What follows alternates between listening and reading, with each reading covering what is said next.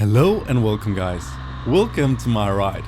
Today we're going to have a look at the BMW R 1200 GS, built in 2017.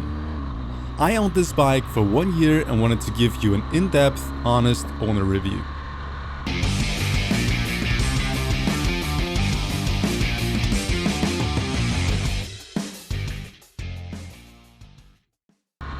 But before we get started, if you like my videos, please give this video a thumbs up and subscribe to the channel. It's totally free and will be massively appreciated. I bought the BMW last year and toured around Europe with it. On these long and short trips, I got a good overview about the weaknesses and strengths of the bike.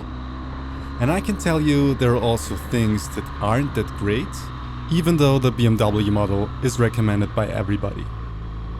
But first of all, let's talk about the numbers. The BMW R 1200 GS has a 1170cc 2-cylinder boxer engine with 125 horsepower. The torque of this bike is really insane. The boxer engine launches you to the moon with 125 Nm or 92 foot-pounds of torque. The bike itself weighs 244 kilos or 537 pounds. The GS is a really comfortable bike for long tours and is highly customizable, since there are several brands that only create additional equipment exclusively for the BMW lineup, like the brand Wunderlich. Because of that, you can adjust this bike especially for your ergonomical needs, which makes it super comfortable. For example, I bought the lowered ergonomic seat to reach the ground easier when we drove around with full load and my girl on the back. So I have an even more secure feeling when maneuvering around. Another great thing is the way you're covered from the weather and winds at high speeds. When you turn the windshield in the upper position, you can ride with highway speeds without even noticing the wind. Those things are really great, but what's up with the engine? I can tell you the engine is also really nice, but it's a boxer engine. You have to know a boxer motor feels at first like it's running really odd.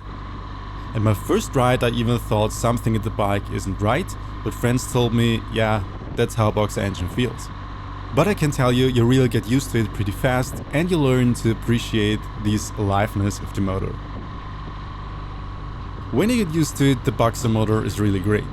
The torque is insane, and when you turn the throttle to its limits, hallelujah. The only situation when I felt a little underpowered with it was when my girl was on the back and we had luggage for 2 persons with us. We had a total weight of around 430 kilos or 950 pounds, and when I wanted to overtake in this situation, I was a little bit surprised of how much longer the overtake maneuver took. So keep that in mind if you tour with a second person on your bike. Because the bike has a boxer motor, you can benefit of the fact that you have really low center of gravity.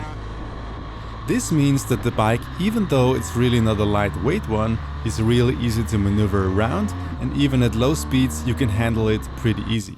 The only thing you really have to be careful is when you come to a stop with it. Because then you can really feel the whole weight of the bike and it's really hard to maneuver when the ground isn't level. Let's talk about my negative impressions riding the BMW GS.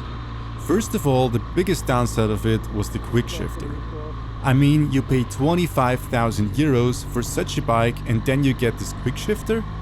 At least 4 to 5 times a day it wasn't able to shift up or down as I intended it. This means you're riding a hill upwards, trying to shift, then nothing happens, and suddenly it feels like you're getting pushed because the engine engages the lower gear again.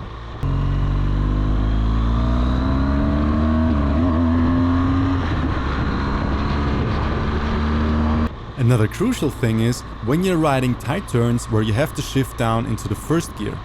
You have to push down really hard so the quick shifter doesn't get stuck in neutral, which can get pretty dangerous in tight turns. Another con is its weight. As I already told you, it is really easy to maneuver around, but you can't eliminate physics entirely. This means that you really have to be careful at low speeds when you have to stop suddenly or in tight turns. It leans into the corner really easy, but of course, it isn't as responsive as a modern naked bike. For those reasons, I decided to sell the bike again.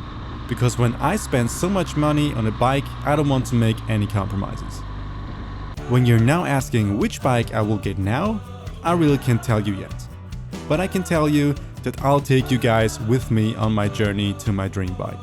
So stay tuned and I'll keep you updated. I hope I'll see you again next Sunday. Stay safe, ride you right, goodbye.